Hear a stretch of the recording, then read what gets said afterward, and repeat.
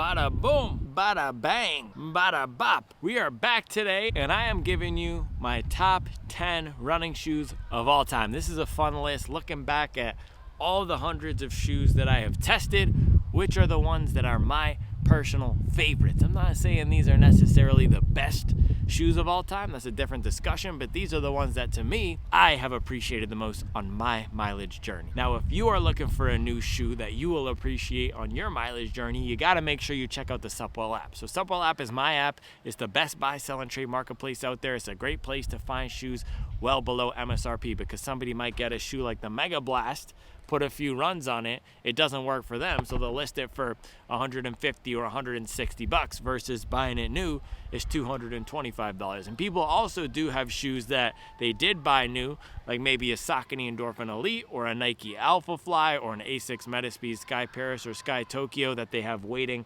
in a box. They don't want to use it, so they'll list it well below MSRP. So if you're looking to save money on running shoes or you want to be part of the best hobby jogger community, putting in work, getting active daily, get in with us and enjoy today's video.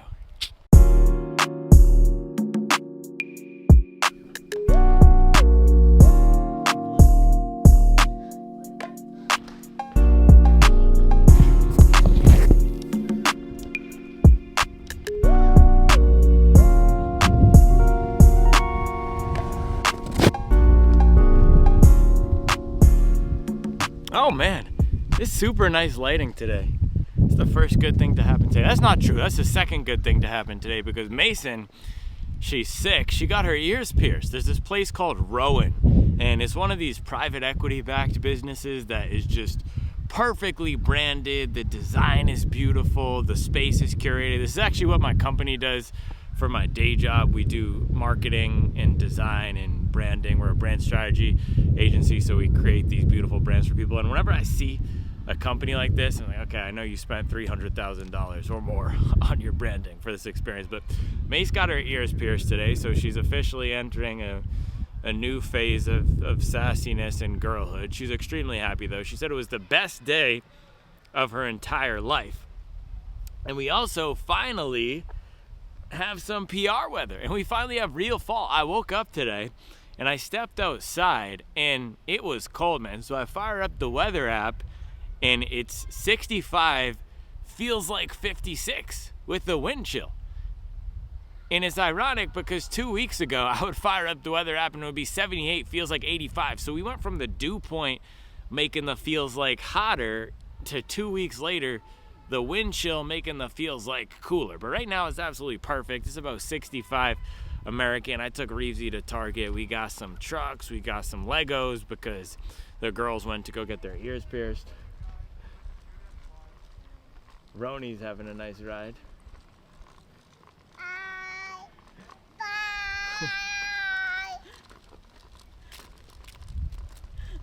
Bye. Bye. Being a star per usual.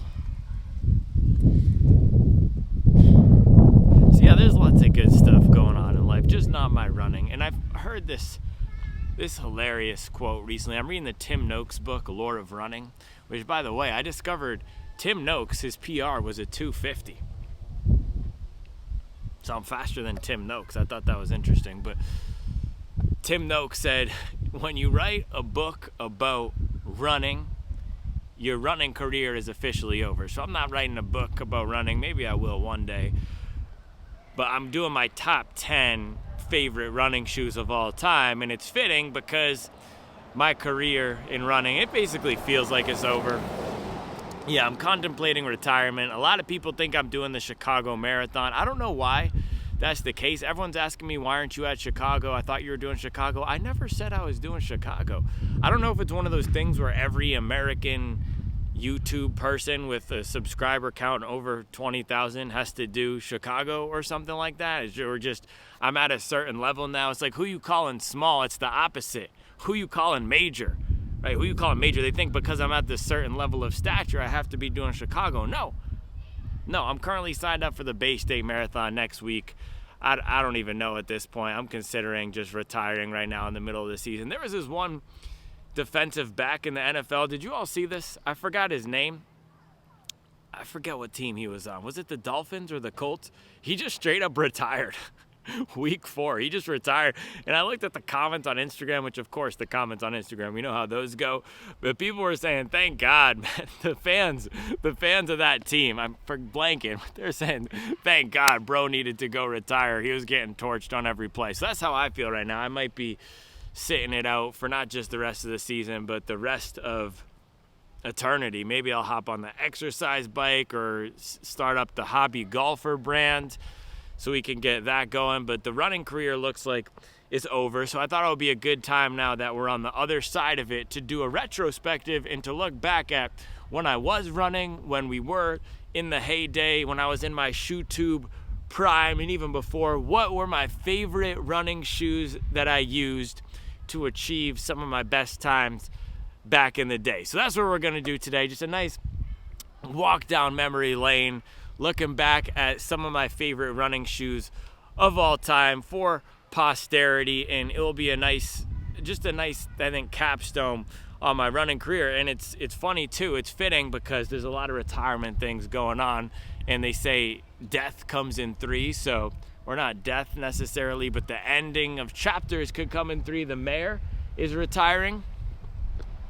So if you see behind me, that's why there's Mint Hill fire trucks. I'm not sure if that's a great use of public resources to have them on a Saturday just at the mayor's house, but I'm not going to beef with him. So we have the mayor retiring. There's also some sort of police cars and, you know, the Suburbans, the fire truck Suburbans over there. It's his 70th birthday party as well. So I think it's a joint retirement party and a birthday party. That sounds really nice. And that's probably what I should have done a few weeks ago on my birthday. I should have known then. I did know. I had a feeling I was reaching the end, but I wasn't exactly sure. And then my mother-in-law, Jill, who's here, she's also retiring. Let's give it up for Jill. So she's a public defender in the state of Massachusetts, standing on business, man.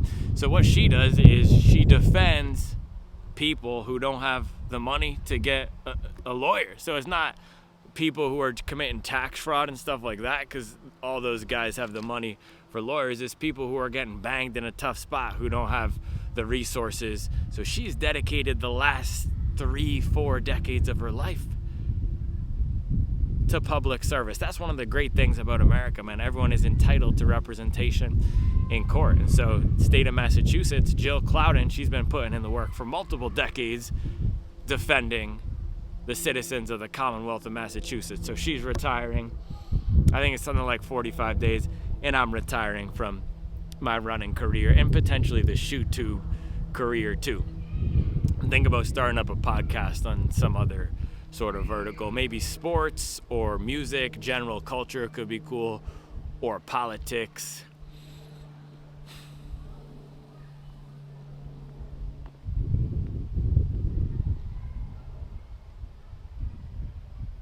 Yeah, I might try to hit up Simmons, see if he wants to invest. Supwell culture. Anyway, we'll start with some honorable mentions here. So I had 3 picks that I didn't want to put in the core list because they weren't necessarily the best when it comes to the actual tech and performance. And this is a hard list because a lot of it is the nostalgia, and a lot of it is these were the shoes I used for my first 80-mile week, or this was the shoe that I used when I ran a sub-3 marathon, or this was the shoe that I used and got up to 300 miles that helped me achieve all these training goals. So this list is not saying these are the 10 best running shoes of all time. That's a completely different list. For example, something like the Adidas Prime X Strong OG. It might be one of my 10 favorite shoes to run in, but I couldn't put myself or bring myself to put it on this list because I got it secondhand off my dog Sam Rice. Shout out to Sam Rice from the Supwell app, putting in work. So I also got it a year and a half or 2 years, 3 years after it first release. I didn't have any memories attached to that shoe other than crying tears of joy on the first run review. And it's an awesome shoe, the Adidas Prime X Strong OG, but it's just not a shoe that makes me feel any sort of, I don't know, it's not a nostalgic shoe for me. So these shoes are a blend of the performance and the nostalgia. Let's start off with the honorable mentions. So I have 3 here.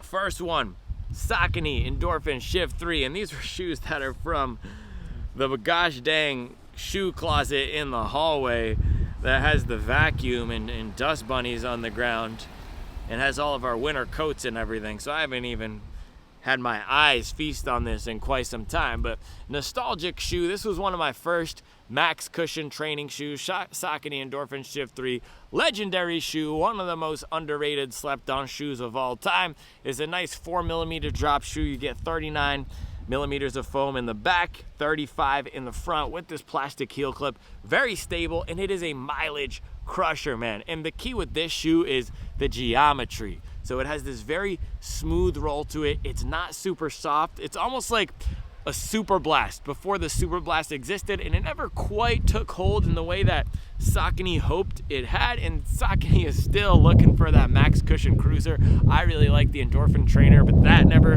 took hold in the way that Saucony wanted it to. But for this guy right here, man, 3 years ago when I was going through one of my toughest periods of training, 2022, that was a rough year. And I got injured leading up to my first marathon. I was also doing CrossFit. I was in my first year of my MBA program, so I was just traveling a bunch back and forth up to Durham where Duke is and back here while I was trying to do peak marathon training. Very similar, by the way, to what has occurred over the past month. Yeah, I'm having flashbacks to 2022. It's just, the difference was back then I also didn't have a job. I was looking for a job. So thankfully, I am employed, which is the reason I am traveling, which is why I always make sure to say, man, I'm so grateful for my company that I work for because I can pay my mortgage and put food on the table. But yeah, that marathon build was terrible. I ran a 3:19. I was in much better shape than that. During that block, I ran a 38-minute 10K or something like that. I also, a few weeks later, I ran a 15K with averaging 6:15 per mile. 15K is roughly between 9 and 10 miles. So my fitness was in sub-3 marathon shape, but I just imploded, exploded, whatever you want to call it, during that build, and I could never quite get it on track. I walked away from that build super injured. I felt like I was overtrained at the end. It was just a mess. And after that, it's what set me on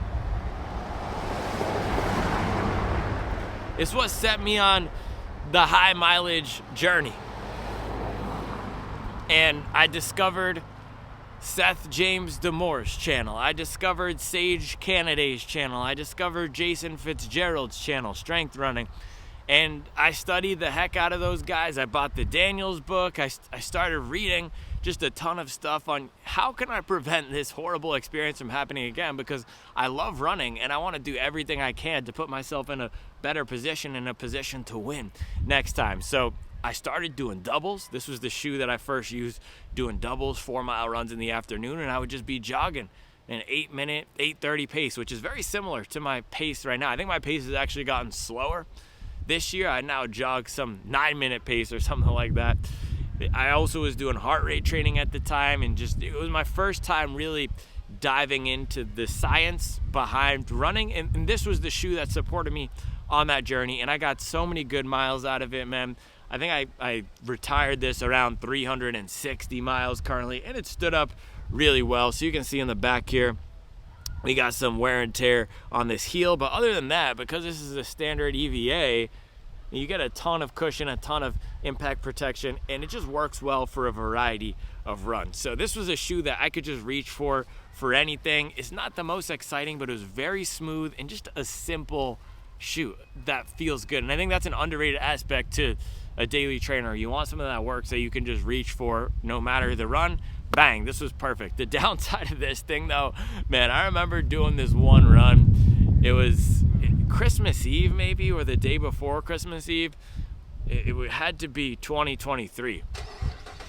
And it was about 10 degrees. And I did my run later in the day. And I actually think it was getting colder later in the day. And this thing was just so bricked up. So that's the thing about the standard EVA. in the colder temperatures, it can get so firm. And I remember just crawling through that run. And I think I probably started off the run at a 7:30 pace or an 8 flat pace. And my pace just dropped. The fire trucks are leaving. Yeah, my pace just dropped 30 seconds per mile for every mile running this thing. So standard EVA, it lasts a long time.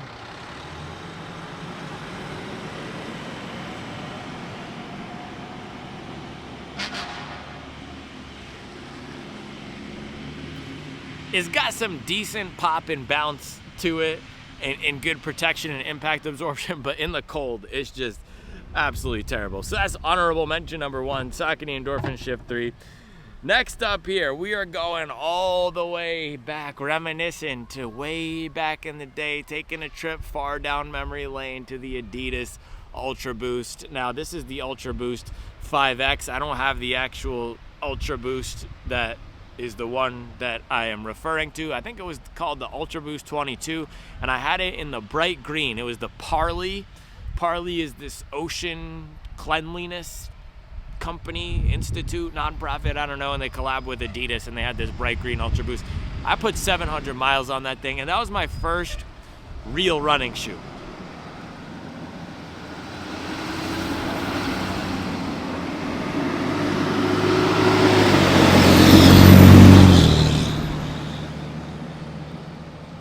So in the 2010s, when I would jog to the gym, and I lived with my brother out in San Francisco for a summer, and I would jog around Lake Merritt out in Oakland, and I worked in San Francisco, I would use the Nike free runs. You all remember those? Super low to the ground. Talk about max cushion gang. No, this was low to the ground, a very flexible shoe. Gen Z would never. Gen Z has no idea. When are Nike free runs gonna come back, dude? Those should come back. Those were an absolute banger. I actually just gave away my last pair, or donated my last pair 2 or 3 years ago when we moved into this house. I really wish I kept one, but that was what I went for years. I had a pair in high school. I kept it all through college, and I didn't get rid of it until after I graduated college, and I had a Nike Epic React after that.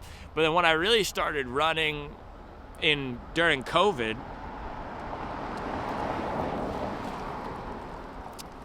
I was running in the Ultra Boost.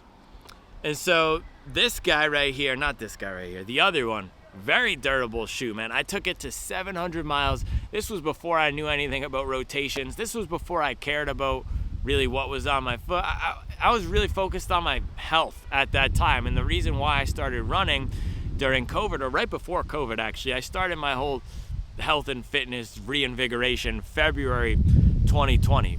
And I actually started running in a pair of Adidas hiking boots I had. But I got a high cholesterol reading, and I didn't like the way I was living my life at the time, so I said I'm gonna do a hard pivot. And I started eating vegan, I started intermittent fasting, and I assigned myself a different workout every day of the week. So 3 days of the week I would run, the other days I would do these Nike bodyweight workouts, and it was a good system. And that's really what I was focused on. I didn't care about the shoe, it was just about the commitment, the consistency, and being dedicated to the process every single day. And during that time I was also doing daily ab workouts every morning, and I did that for about 3 years. So at that time the shoe was just a tool to get the job done, and I would just lace it up every day and go. I didn't think twice about it. I liked that the shoe was bright green. I guess I liked that it was bouncy, but I didn't even really know back then that a shoe could be bouncy, or that a shoe could be something that made you run faster. I was really focused on myself, my own performance, my own goals, and the Ultra Boost just came along with me. And through that, I got it up to 700 miles, and I tracked all my stuff on Nike Run Club back then. And I remember looking at it when I finally got a new pair of running shoes and just seeing 500 miles or 700 miles. Gosh dang, that is a whole lot of miles. And it wasn't like I was running 100 miles a week. I was running probably 10 to 15 miles a week most of those weeks. But that's the thing with consistency and commitment, it just stacks and stacks and stacks. And now I run 700 miles in 6 or 7 weeks. Back then it probably took me a year or 2 years, but this stuff just compounds over time. So that's the Ultra Boost, honorable mention, near and dear to my heart. One more honorable mention here, one more nostalgia pick, and then we'll get into more of the performance base picks here on Cloud Stratus 2. So this is the shoe that replaced my Ultra Boost on Cloud Stratus 2. I had a white and green pair of these. I gave that away because it was super dirty. I think Charlie actually forced me to give that away, and I replaced it with this one. But I got 400 miles across 2 pairs of this, and very similar to the Ultra Boost, I didn't really think much about the shoe at the time. Now, I did like that it had some bounce to it and it had some pep, and especially at the end of using that Ultra Boost, I was on the verge of quitting running because I felt like my knees were hurting and I was getting injured when I was running. And then Christmas 2020, it had to be Christmas 2021, probably, if I had to guess. Yes, Christmas 2021, Charles got me this, or the white and green pair of this. And I went out Christmas Day and just ran hard 5K and set a PR. And man, I miss those days where I could just go out, run hard, and set a 5K PR. I guess I might be able to try to do something like that now, but it doesn't come as easy these days. And I'm also retired, so I'm not gonna even attempt to run any more 5Ks. But yeah, just another shoe that got the job done for me. But this is what got the gears turning on, man, can the shoes start to give us something more? Can the shoes help me get more out of my running? And with that white and green pair, I also remember doing this challenge for myself, and I'm very motivated by having specific goals. So I remember doing this challenge at the beginning of, was it 2022? Yeah, it must have been, because it was Christmas 2021 where I got my first pair of these, saying I'm gonna reset every single PR. And I was on Nike Run Club still at the time, and it would have all your PRs tracked there, similar to any of the other apps. And I said, I'm gonna reset every single PR from 1 mile up to a half marathon. And that's what I did in the white and green pair of Cloud Stratus. And when I did that, that's when I started wanting to transition into the marathon training. And it was summer 2022 where I finally decided to run my first marathon. So this was a shoe that it just always reminds me of the transition from running more for fitness into training. The actual ride of it, it's a nice shoe. It's slightly firm. It has the speed board on the bottom here, and it does have the Helion foam here, which is some sort of EVA olefin blend. It's not the most exciting, but decent amount of pep to it. And I like this shoe because you can run fast in it and it doesn't get too mushy. So this is a great example of the classic On technology implemented well. We give On a lot of flack these days for having gimmicky products, but this was a shoe that just worked well. And sometimes I wonder, if I tried this now, would I give it the same rating? Would I have the same experience with it? Or not even just the nostalgia speaking, but because I had fewer reference points, did I experience it differently than now? And this pair right here, the actual blue and orange pair, this is what I used for my first ever race. It was July 2022. You know what someone said to me the other day? Because I said I only got my first pair of ASICS 2 years ago. They said, oh, you got your first pair of ASICS 2 years ago? You're not a real runner. We're all on our own journey, man. And that's the whole thing with the hobby jogger thing. I don't aspire to be a real runner. I aspire to share my journey and improve and get after it. If having ASICS for 7 years makes you a real runner, I don't want to be a real runner. But yeah, my first race was only 3 years ago, July 2022, and I'm still faster than, I'm just kidding. I'm not going to do that today. This is a calm, nostalgic retirement video. It's not a trash talking video. Yeah, this is what I used for my first race. It was 4 on the 4th in July, Charlotte, 4th of July in Charlotte. And I think I got a top 10 finish. I probably ran 6 flat around that, or 6:10s per mile for that. And it was good. So my first race shoe here in the Cloud Stratus, how could I not highlight it? Honorable mention. I guess this is a top 13 list because I've already been talking for 20 plus minutes and we're only on honorable mention. All right, let us move to the top 10. Number 10. We are now in more of the core performance list. Forget the nostalgia. No, all these do have nostalgia, but these are the shoes that for me, yeah, I do have an emotional memory or connection with them, but they're also really good. And we have to for this, we have to compare the shoes to their era. I'm not saying that these are the 10 best shoes now, but for the time, really good. So number 10, bang, New Balance Rebel V3 lower stack speed training shoe, or peppy daily trainer. And actually, for the time, this did not feel super low stack.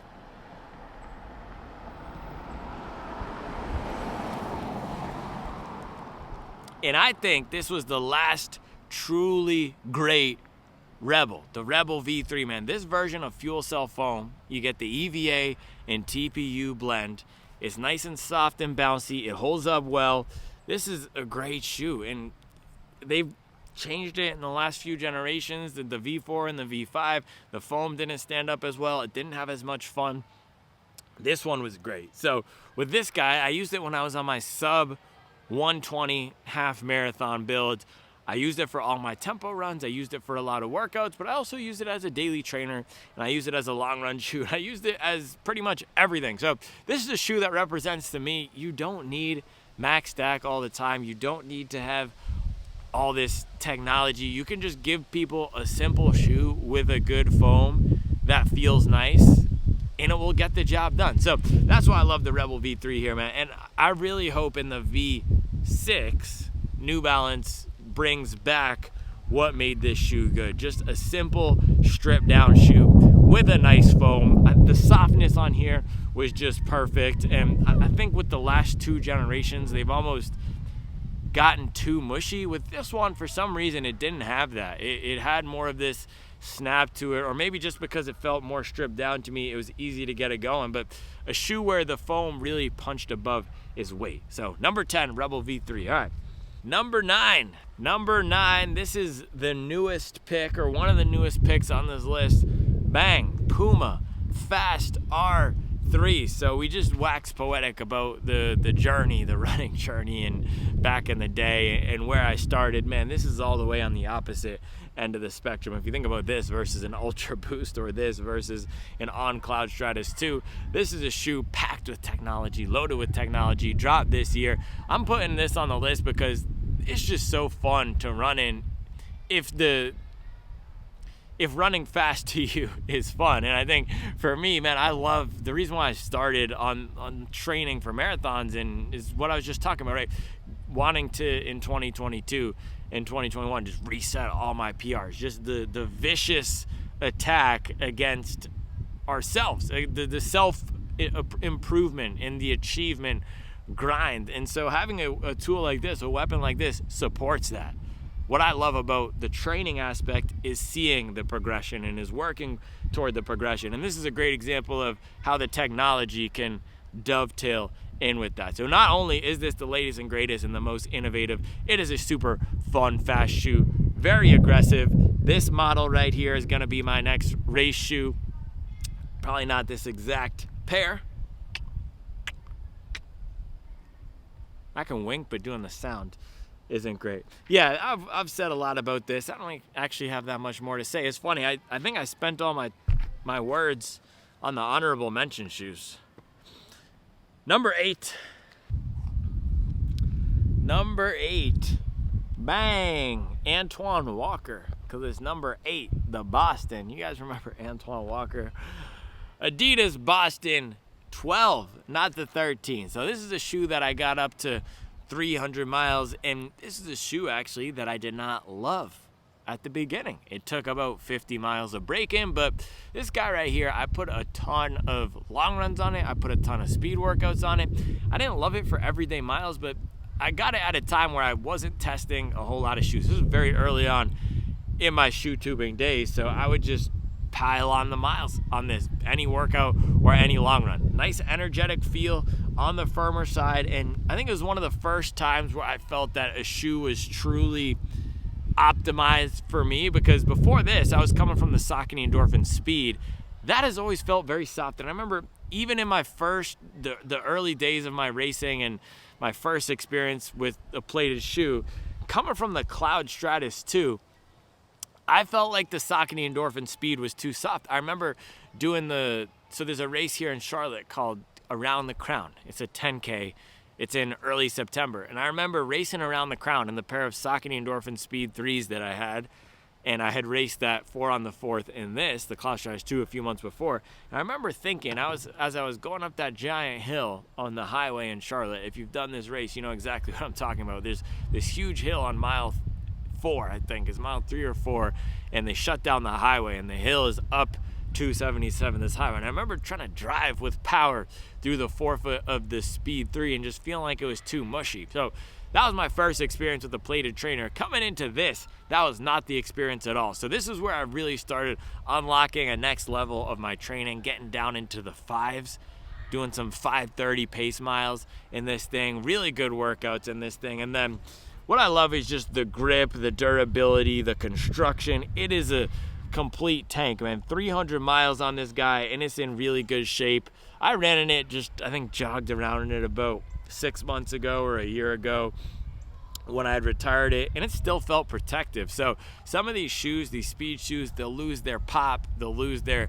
higher end speed capability, but they're still good for going out there and getting the miles in. So one of the most durable shoes, and you'll see a lot of my favorites here are the durable shoes, are the shoes that I put a lot of blood, sweat, and mileage in, and this is one of them. So has to be a top 10 shoe for me, number 8 on the list. All right, let's move on up to number 7. Shout out Mike Vick. I said that last time. Shout out Mike Vick. And they wrote an entire novel about it. About how they were offended that I shouted out Mike Vick. Some words of advice for you. If you are offended by a Mike Vick shout out, this is not the channel for you. Number 7, New Balance 1080 V13. Buttery soft, softer than anybody, triggered by a Mike Vick shout out. Yeah, I just love this thing. This is my favorite soft daily trainer, favorite soft max cushion shoe of all time. I think this is one of the shoes that inspired me to make this list, because anytime I would talk about this, and you'll see with a few of these ones that I'm gonna pick here, anytime I'd talk about this, I would say, oh man, that's a top 10 shoe for me. One of my favorite shoes of all time. I should make a top 10 list. Well, here we go. So the fresh foam in here, that's what makes this an absolute banger. Buttery smooth, so comfortable. And then the nostalgia and the emotional connection to it is, again, another shoe that really supported me on the high mileage grind. This is one of the shoes that I started running when I was pushing up to 100 miles per week, 110 miles per week, doing 15-mile midweek runs. Just really getting after it. And then as I've retired it now, I still wear this thing. This is dad drift duty, and I just love this colorway too. It's nice Columbia blue. I didn't even mean to rhyme there, but I did. It's a looker, and then the upper is nice. It's just very considered. So you got this nice padding on the tongue. You have this little pillow on the back of the heel, and New Balance actually put this same pillow on the SC Elite V5, which I thought was genius. And then the step-in feel and the comfort is just next level. So the New Balance More V6 is the spiritual successor to this thing right here. I didn't love it for running, and I've actually started to think, should I give that another shot? I don't know. It's just hard because I like having the bounce and the return in my shoes these days. But for walking, that is what I've loved. That reminds me so much of this. So you can actually still find these sometimes on Joe's New Balance outlet or different places. I think Sierra has them. Just a very comfortable shoe. And this was one of my, I wouldn't say one of my first experiences, but when I started getting into max cushion shoes, I think this is the shoe that made me fall in love with that softer feel. Because if you think about starting out on the running journey, at least for me, it was all about speed, right? Trying to break my 5K time every week, trying to break my 10K time. And my all of my long runs were just in support of trying to eventually break my half marathon time. So I would just basically be doing 10-mile time trials every weekend and then eventually be doing half-mile time trials, which is not a bad way to train when you're starting out. But this is a shoe that was supporting me on that distance grind, starting to think differently about running. It's not all about the pace, it's also about the mileage, and it's also about the frequency, getting out there more. So as I was racking up big doubles, as I was racking up massive mileage, this was a great pick, and it's still alive, baby. This is a great shoe right here. So number 7, New Balance 1080 V13. All right, number 6. We are almost getting into the top 5. but we're not in the top 5. Yeah, we're almost. Number 6, Hoka Skyward X. So this is a shoe that I have really no emotional attachment to. I guess some. So this came into my rotation. I gotta practice so we can have viral Instagram reels. This is what they do. How's my Instagram spin? Ooh. Oh, that was pretty good actually. Yeah, this came into my rotation last year, right after I did my 2:49 marathon at the Coast Guard Marathon. So it came into my rotation, I guess it had to be April, and I think this was the first shoe that I ran in after that race, and I was really disappointed with that race, man. It left a bad taste in my mouth because I knew that I didn't fully unlock my potential. And I have the race video recap after, and you can just see, and I had a friend, my friend Cam, he told me, he said, dude, I could see on your face just the dissatisfaction and the pain with that result. So I was not happy about that. There's nothing that just makes me sicker than not living up to what I know I can do. So I came off that race just upset, and that I ended up running 2:39 at Chicago later that year. So it proved that I left a lot of gains on the table and I didn't do my best. But the training leading up into that race, it wasn't great. It was spotty, very similar to how I felt about my last month of training here. And the last month is just so key with the marathon. And if you have a bunch of stuff going on, in the case then, it was Roni was very young. And I also remember I did get sick a few weeks out from that race, and it derailed everything. And I just wasn't as consistent with the marathon pace stuff, and I wanted to be running faster than I was, and I was chasing mileage too much and not as consistent with the speed workouts, so the balance was off between the intensity and the pace. So that was disappointing. Coast Guard 2:49 result in 2024. But after that, we were on the shoe tube grind. I had this waiting for me when I got back. This was the first shoe I ran in, and it was just so fun. That's why it's on this list here. This is just the most, probably, let's see. Yeah, I think this is probably the most fun shoe I've ever run in. And I don't know, maybe there are shoes that are bouncier, maybe there's definitely shoes that are faster, there's definitely shoes that are more comfortable, but the fun factor of this thing is just bonkers. And it's not a practical shoe, right? It's not a shoe where, you want to be looking at your heart rate and keeping it at a zone 2. No, it's a shoe where you just get out there and run in it, not worry about the metrics, not worry about running perfectly in a certain way, not worry about hitting paces, but just going out there and enjoying it. That's what this represents to me, man. And I've never actually done a 20-mile long run in it. I've never done a structured workout in it. It was just a great shoe for 6-mile aerobic runs, 10-mile aerobic runs, 12-mile aerobic runs. And I actually haven't run in it in a while. It's hard because shoes come and go as new things are added, some drop off, and I know the interest in this has absolutely dropped off a cliff, but I still think this is one of the top max cushion fun shoes out there. The Megablast has now come and pretty much replaced this for a lot of people, and I think if you're looking for a shoe like this or the Megablast makes more sense, is more practical, but this is still a really fun shoe. You get the carbon fiber plate in here. So this is one of the shoes that has best implemented the carbon fiber plate in a non-speed package, very similar to what Saucony was trying to do with the Endorphin trainer.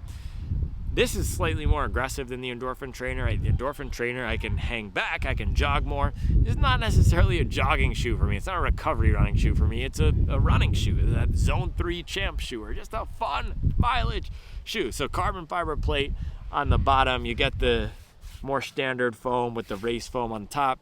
Just an absolute joy to run in. So that's the Skyward X number 6, and this is a shoe that you can still buy. It's $225. I hopefully will have a V2 coming soon. They actually did come out with a laceless version of this, and Charles recently was saying she wanted a laceless shoe, so I was thinking maybe I'll get her the Skyward laceless. And that doesn't have the plate or the PIBA, or maybe it has the PIBA, but it doesn't have the plate. It's just a max cushion version of this without the plate and no laces. Kind of fun, not designed to run in. Anyway, number 6, Skyward X. Let us move on to the top 5. I was doing like that because I actually chipped a tooth recently. I saw in the mirror today. It's probably the cigarettes, because I think just the smoke and everything, it starts to chip away at the integrity of your enamel, which is not great. All right, top 5, baby. Let's go. Number 5, Saucony Endorphin Elite. How could I not put my marathon PR shoe, my current marathon PR shoe, up on this list? Maybe my lifetime marathon PR. It's looking like that might be the case at the moment. Saucony Endorphin Elite, 2:39 at the Chicago Marathon last year. And again, I don't know why so many people think I'm running the Chicago Marathon. It's just puzzling to me why there's this narrative out there that I was supposed to be running the Chicago Marathon. I was never supposed to be running the Chicago Marathon. I actually really wanted to, and then by the time I decided, because I'm not a plan ahead type of person, and it's, some people are surprised by that because of the daily videos. They think I'm so organized and everything. No, the reason I do the daily videos is because if I didn't, there would be no videos that would get made. So it's a forcing function for me to do it. I wouldn't be able to make a weekly video. It seems easier, but for me that would be harder. The daily videos force me to be accountable. So it's a little hobby jogger math right there. 2:39 at Chicago last year, man. This is a great shoe. Saucony messed it up in the V2 because they had a really good fast shoe. Now they have a really soft kind of fast shoe, and then they have the Endorphin Pro 4. But if we go back to last year, I used this for a few key workouts. I used this for my 16-mile tempo at, I think I nailed that one last year at a 5:57 per mile pace versus this year when I did the 60-mile tempo. I tried a few different shots at it and I never really quite nailed it. I ran one a few weeks ago, or actually last week, in the Alphafly 3, and I averaged a 5:47. And then I did a 14-mile tempo about a month before in the Fast-R 3 and averaged a 5:37. So you see I'm getting slower each month right now. But with this thing, just great. And this is something I picked up on. Meredith also picked up on it, and I've seen she's put it on her. I want to stop saying the name of this other app because they're not a competitor soon. But the similarities between these two shoes, Fast-R 3 and the Saucony Endorphin Elite, very similar geometries. You can see they both really aggressively put you up on your toes. There's a lot of roll through, and they have this very direct feel in the front and just super aggressive bounce. And I don't even know if bounce is the right word, because with bounce you think of this squishing. It's this forward pull. It's almost they pull you forward when you get up on the toes here. So awesome shoe, super fast. I loved this in Chicago last year. I was just mopping through the streets in this. And then, yeah, Saucony released the Endorphin Elite too, so that was sad. But this still has some life in it. I could still pop out and do some workouts if I wanted to. Just an absolute beast of a speed shoe. One of the best marathon racing shoes ever released. My current marathon PR shoe. And I know a lot of people, bigger runners, hybrid athletes, people carrying more weight, maybe 180, 200 pounds, who are in that 3-hour marathon range, love this. It's an aggressive shoe that doesn't feel too soft and can really support a lot of power. Just a banger. All right, number 4. Number 4. Alphafly 3. How could I not? Alphafly 3. I've put 200 miles on the Alphafly 3 across 2 pairs. I just love running in this. Very similar to the Skyward X. It is just an enjoyable shoe. Now, I've done so many workouts in these. I can't even count. Dozens of workouts. Maybe 20. No, I wouldn't say 20. Probably between 10 and 15 workouts in the Alphafly 3 across my 2 pairs. Maybe even more. But beyond the capability to hit those speed paces, what sticks out to the Alphafly is just the enjoyment for me. It's just always a shoe that puts a smile on my face to run, and it's also a long run weapon. One of my first shoes that I got from the PR people when I was doing that, I think this might have been the first free shoe I ever got, and now I don't accept the free shoes anymore. So that's kind of a cool thing, right? And I got this proto pair in this, but the ride of this, the pop off the front is really nice. And it's funny though, because I actually didn't love it when I first got it, and it took me some time to I don't know if it was break it in or just adjust to using it. And I think when I got this too, I hadn't run in a whole lot of other carbon shoes, and it is a shoe that it takes some time to get used to. But now, just, yeah, one of my favorites, and this is maybe my all-time favorite carbon shoe, and I guess it is because the rest of these three are all training shoes. But yeah, the bounce combined with the comfort, combined with the long run capability, everything I need. This would go on my desert island list. This would be my one carbon shoe if I had to pick just one. It would be the Alphafly. All right, top three. All right, man, this is not going to be a surprise to anybody. Maybe it's going to be a surprise to some people because this list is more biased towards older shoes for the nostalgia factor. But number three, we have the Megablast. I told you I really might retire in the Megablast, and now look at me, I'm retiring in the Megablast, giving a speech with the Megablast, holding the Megablast like a mic.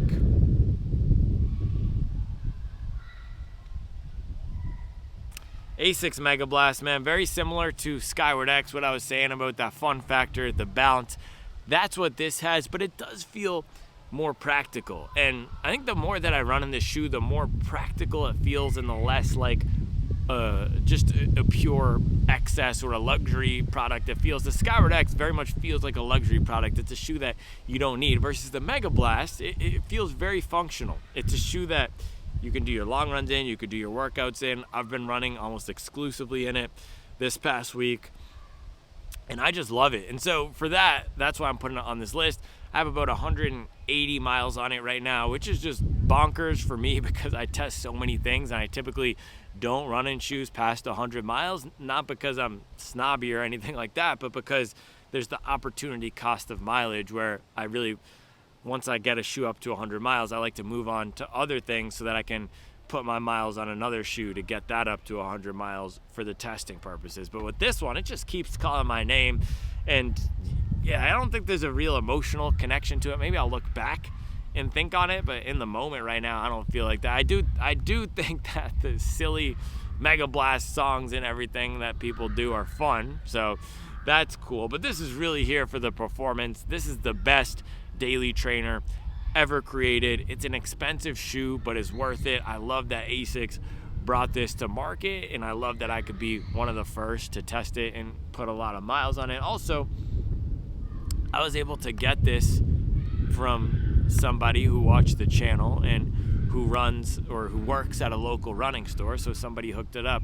That's cool as well. So yeah, 185 miles on this thing. Stay tuned for the 200-mile review coming soon. This goes on the list because I've just gotten so many good miles on it, and it's one of my favorite daily / speed shoes of all time, but not my absolute favorite. You got to stay tuned for the next two, which are coming right now. Number two, nostalgia and performance mixed. Saucony Triumph 20. This is my favorite standard daily trainer of all time. And maybe you're surprised you don't see the Salomon Aero Goat on here. That was tough because I just love that shoe, but some of these other shoes I have more of that emotional connection to, and they fill a role. And the Aero Goat, for me, it's like the best version of what this could be. So I decided to go with this. Maybe we have to give some Aero Goat love here. Maybe the Aero Goat is tied with this. Do we go from not even being on the list to tied? I don't know. The reason I love the Aero Goat so much is because it feels like it perfected the formula of this and this. So what the Aero Goat is, Salomon Aero Goat, it has beaded TPU, but it's way lighter than either of these two shoes. So this beaded TPU foam is very bouncy. It's the same foam that's in the Ultra Boost. It's the same foam that's in the Aero Goat. And in the Triumph here, it provided this really fun, comfortable, versatile ride. So this was another shoe for me that was a gift. It was a Christmas gift from Charles in, I believe, 2022. So any of these shoes that Charlie gets me, they automatically ratchet up my all-time rankings because always think about her when I'm running these shoes. But yeah, this was a shoe that I got a ton of good miles, and it's not just that factor. I almost 400 miles on this guy, very similar to the Endorphin Shift 3. I was actually rotating these two together when I was increasing my mileage up to 80 miles a week, 100 miles a week. I hit my first 80-mile weeks in this. I hit my first back-to-back double-digit days in this shoe. It was just a shoe that I could rely on a lot. And for a daily trainer, that's the number one quality you want. And so I think it's hard with the Aero Goat, and I'm feeling like I should have maybe put it on this list now, but it's hard with the Aero Goat because I only have 100 miles on that thing versus this, I have 370, 380 miles. So that's why it's making the list. Ton of good mileage, super durable, very versatile shoe, did tons of long runs in it, tons of even workouts in it, and of course, just the building block types of runs in it. Number one on the list, speaking of a shoe that has tons of building block runs, speaking of a shoe that has tons of long runs, speaking of a shoe that helped us increase our mileage, it is the one and the only, my favorite running shoe of all time. Drum roll, please.